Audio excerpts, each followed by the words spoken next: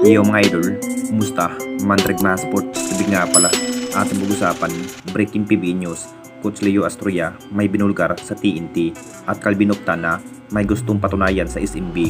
So nakakatapos lamang po sa laban ng SMB kontra sa TNT Tropang Giga sa Game 4 kung saan naging tabla na nga rin ang series na may dalawang panalo.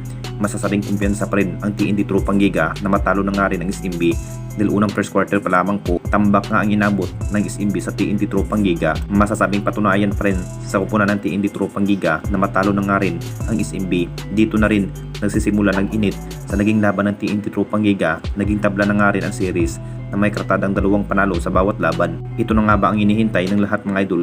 Kakabahan na nga ba ang kampo ng SMB? Baka sila na nga rin ang uwing talo sa finals. Napapahina na nga ba ang naging puwersa ng SMB kung bakit natalo lamang sa Game 4? Iba pa rin sa naging performance ng SMB sa Game 2 to Game 3 na parang energetic pa rin ang kanilang ilalaro. Pero sa inamin pa rin ni Coach Leo Astroya mga idol, napapahina na nga ba ang naging depensa ng SMB kung bakit natalo lamang sa Game 4? Pero gusto pa rin babawi ng SMB sa Game 5 mga idol. Siguradong makakaabot pa rin ang laban sa Game 7 dahil panalo pa rin ang TNT Tropang Giga sa Game 4 dahil sa 3-point shot ni Calvin Octana at RR Pugoy.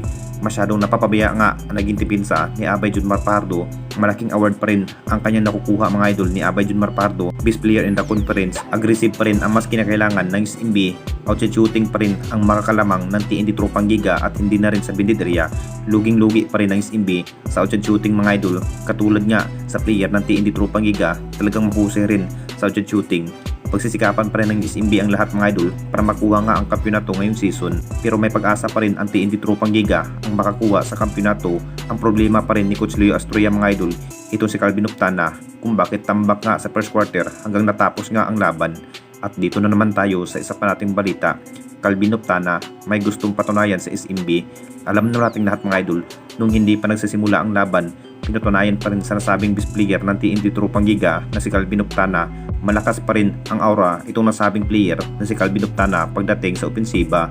Nakapagtala pa rin ng maraming naiitala ng 29 points. Hindi pa rin binigo ni Calvin Octana ang TNT Tropang Giga, pero tinabla pa rin ng TNT Tropang Giga ang laban. Si Calvin Octana pa rin ang naging buhay sa opensiba kung bakit binigyan nga ng magandang laban.